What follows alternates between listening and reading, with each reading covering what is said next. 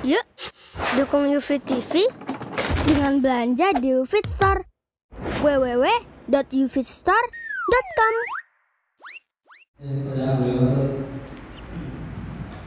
Tanya Pak Ustaz, agar mendapat amalan yang cukup banyak, apa bisa kita ikut jihad seperti perang yang dilakukan di negeri kita ini dengan mengebom gereja dan orang kafir?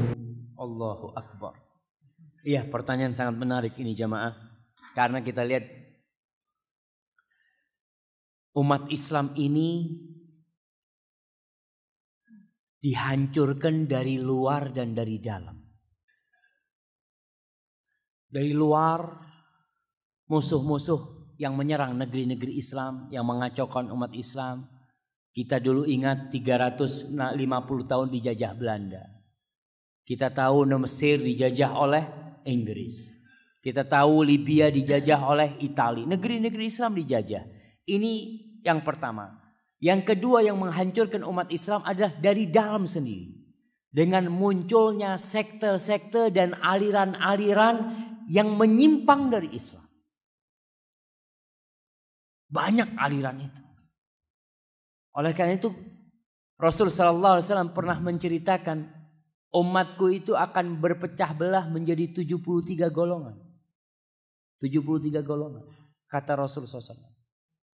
Kulluha finnar illa wahida. Semuanya di neraka kecuali satu.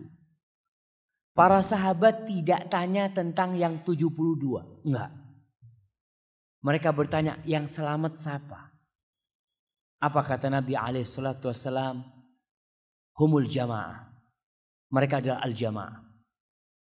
Satu kelompok dari umat Rasul SAW yang berada di atas kebenaran. Dalam riwayat lain Nabi SAW mengatakan makanu ala mithli ma ana alaihil yawm wa ashabi. Mereka yang mempraktekkan Islam, mengamalkan Islam seperti yang aku amalkan bersama sahabatku pada hari itu. Jadi Islamnya Rasul SAW dan para sahabatnya. Muncul istilah ahlus sunnah wal jamaah. Tapi semuanya sekarang mengklaim ahlus sunnah wal jamaah. Siapa yang tidak mengaku ahlus sunnah wal jamaah? Sampai yang ngebom pun ngomong ahlus sunnah wal jamaah. Gak penting orang itu mengklaim. Yang penting benar enggak engkau ahlus sunnah wal jamaah. Apa artinya ahlus sunnah? Mereka orang-orang yang menghidupkan sunnah Rasul SAW. Mengikuti amalan-amalan Rasul SAW dan para sahabatnya. Dan mereka berkumpul di atas kebenaran itu.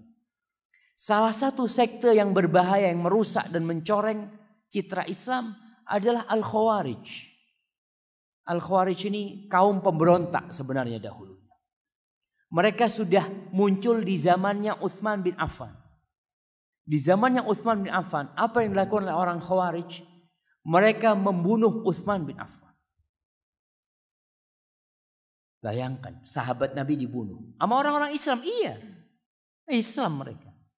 Kemudian di zamannya Ali bin Abi Thalib muncul orang-orang Khawarij. Lagi. Salah satu tokohnya namanya Abdurrahman ibn Muljam. Atau Muljam. Dia itu membunuh Ali bin Abi Thalib. Dan dia membunuh Ali mengharapkan masuk surga.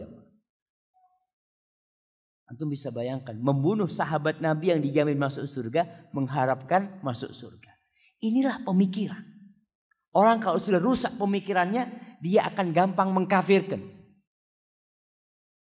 Pemerintah kafir. Kenapa? Karena hukumnya taghut. Terus polisinya juga kafir. Karena kerja di pemerintahan yang kafir. Berarti yang kafir darahnya halal. Kalau gitu bunuh. Si enak. Kau nanti ngebom, mati, masuk surga. Kalau cara kayak gitu masuk surga, kayaknya semua bakal ngebom diri. Bunuh diri semua. Apalagi yang punya utang banyak. Aduh, aku iso nyaur utang. Bismillah. Nih bomnya pasang. Subhanallah. Islam tidak mengajarkan hal itu. Membunuh orang kafir. Nih kafir. Bukan Islam yang dianggap kafir. Yang kafir asli. Tidak dalam kondisi perang. Rasul SAW menceritakan, beliau berkata, man qatala mu'ahadan, barang siapa yang membunuh orang kafir yang ada perjanjian dengan umat Islam. Orang kafir mungkin hidup di negeri Islam, atau orang kafir ada perjanjian damai dengan umat Islam. Orang Islam lalu membunuh orang kafir itu dengan harapan masuk surga. Apa kata Rasul SAW? Lam yaruh raihatal jannah. Dia tidak akan mencium baunya surga. Jangan masuk surga. Nyium baunya surga tidak.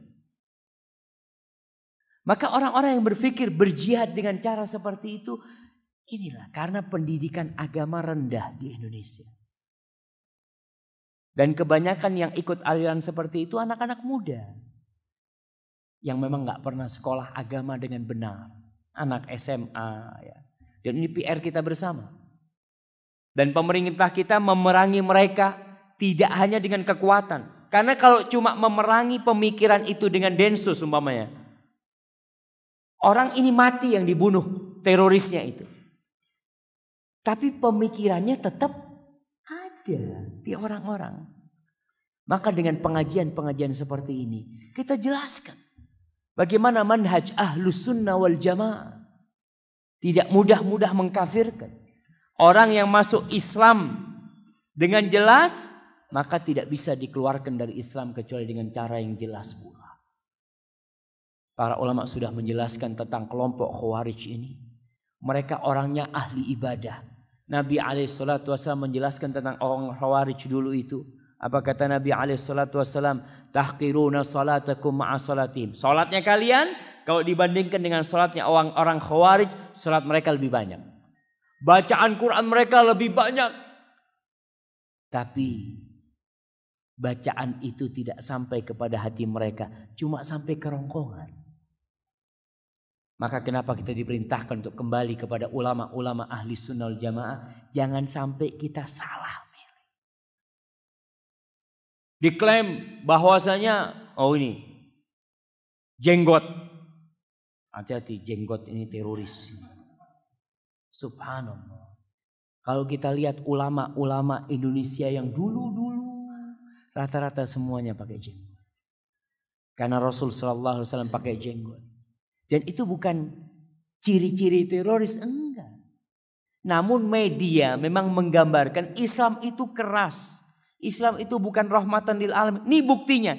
Ini mereka ingin memojokkan Islam sebenarnya. Islam itu rahmatan lil alamin. Dan kita yang ngerti harus menunjukkan ini loh Islam yang sebenarnya. Maka pertanyaan tadi yang mengatakan ada sebagian yang mungkin dengan ngebom sana ngebom sini. Dia berpikir dia bisa masuk surga. Jangan dulu. Kau belajar. Jihad memang benar. Disyariatkan. Allah memerintahkan dalam Al-Quranul Karim. Qatilul musyrikin. Kalian bunuh orang-orang musyrik. Kalian bunuh orang-orang kafir. Ada dalam Al-Quranul Karim. Tapi bagaimana penerapannya? Itu yang kita harus pelajari. Nabi SAW tinggal di kota Madinah sama orang Yahudi. Tetangganya orang Yahudi. Umar bin Khattab. Siapa yang membunuh Umar bin Khattab? Siapa jemaah? Anda kasih hadiah. Siapa yang membunuh Umar bin Khattab? Abu Lu'lu'lah. Apa agamanya? Majusi. Hidup di mana dia? Di Madinah. Hidup di Madinah. Orang Majusi. Haknya dikasih, hak hidup. Dan tidak dibunuh oleh Umar bin Khattab radhiyallahu ta'ala anhu. Islam itu cinta damai. Kapan Islam itu berperang? Ya kalau Islam disakitin, Islam diperangin, Islam memerangi. Ketika dihalangin Islam dari menegakkan kebenaran, Islam baru berperang. Dan ada syarat-syarat dan rukunnya. Itu yang tidak dipelajari atau difahami oleh sebagian saudara-saudara kita dari kaum muslim. Ya doakan mereka. Sekarang ini untuk menakut-nakuti orang, pokoknya kalau nggak senang hati-hati teroris. Belum tentu teroris. Kita hati-hati juga tidak gampang-gampang menvonis orang. Tapi yang jelas aliran yang tadi disebutkan ngebom sana ngebom sini dengan harapan masuk surga itu harus mendapatkan penataran lah orang-orang seperti itu. Supaya mereka tahu bagaimana Islam yang sebenarnya, bukan Islam yang dia dengar dari ustadz-ustadz dia atau dari buku-buku dia. Hadza wallahu a'lam bishawab. Nah.